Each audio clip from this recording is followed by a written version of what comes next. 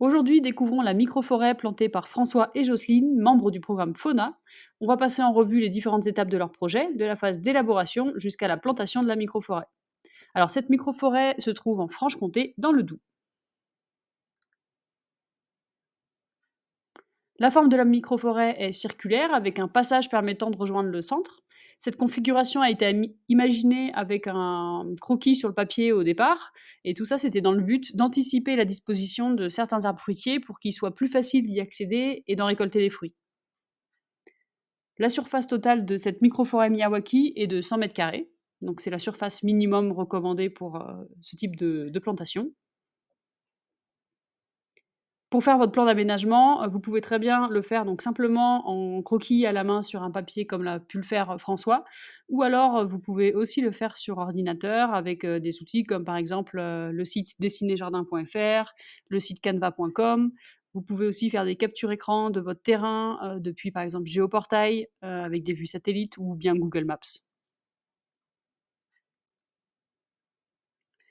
Pour connaître le type de sol, François savait déjà que sa terre était très argileuse.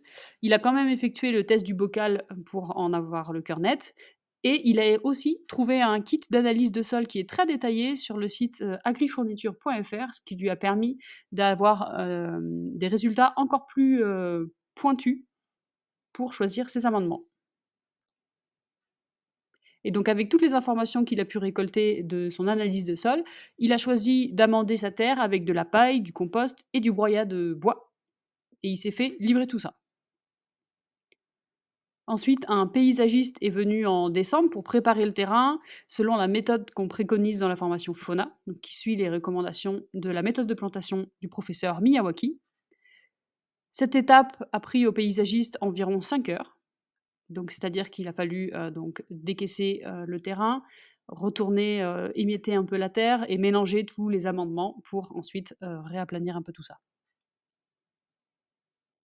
Alors pour l'anecdote, la gestion de la paille a été très compliquée à cause de toute la pluie qui est tombée à l'automne. La paille à ce moment-là, elle était, sur le terrain à l'air libre et la pluie, bah, l'a rendue en fait très lourde et très compliquée à manipuler et pour la répartir ensuite, sur le sol. Donc pour ça, François m'a indiqué que si c'était à refaire, il aurait pris que du broyat de bois et pas de paille pour que ce soit beaucoup plus simple.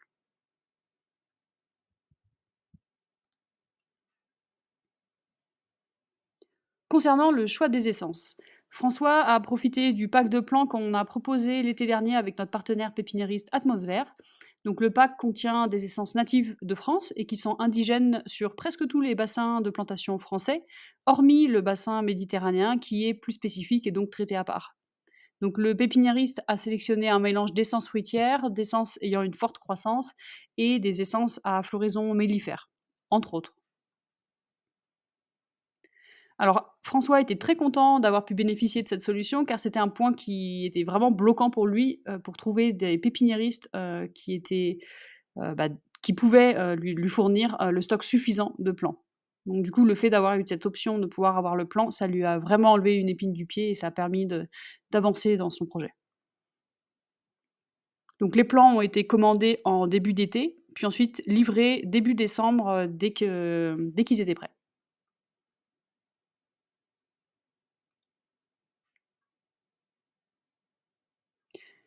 Pour l'étape de plantation, François et Jocelyne ont mis environ 5 demi-journées, de 2 à 3 heures pour faire la plantation tous les 2, et ils ont eu un coup de main d'une personne, pendant une demi-journée. Donc avec une bonne préparation, donc ça ils avaient bien anticipé comme on peut le voir sur la photo, ils avaient déjà préparé, donc tout ce qui était tuteur, sur des tas, ils avaient leurs plans répartis suivant les tailles. Ensuite ils avaient également donc quadrillé, le terrain pour pouvoir, répartir, selon les mètres carrés et cetera. Donc tout ça, ça leur a permis d'être très efficaces ensuite au moment de la plantation. Donc ils ont effectué leur plantation entre Noël et le Nouvel An. En termes de budget, ils en ont eu pour environ 30 € du mètre carré, tout compris. C'est-à-dire que dans ces 30 € du mètre carré, donc il y a à peu près 50 du budget qui était alloué pour les plants, avec le pack de plants, qui était à 1 490 €. 18 c'était pour la préparation du terrain, donc qui a été faite par un paysagiste et la location d'une mini pelle sur une demi-journée qui est était autour des 500 euros. Tout ce qui était amendement représente 20 du budget, environ 600 euros. Et ensuite, tout le reste, c'était pour, du matériel divers, des tuteurs, différents outils, le kit d'analyse, et cetera.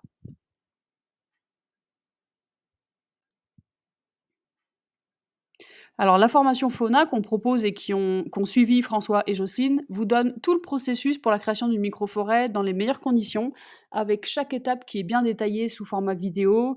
Il y a également des fiches techniques pour vous aiguiller, vous donner, vraiment tout le détail pour que vous sachiez comment vous y prendre à chaque étape.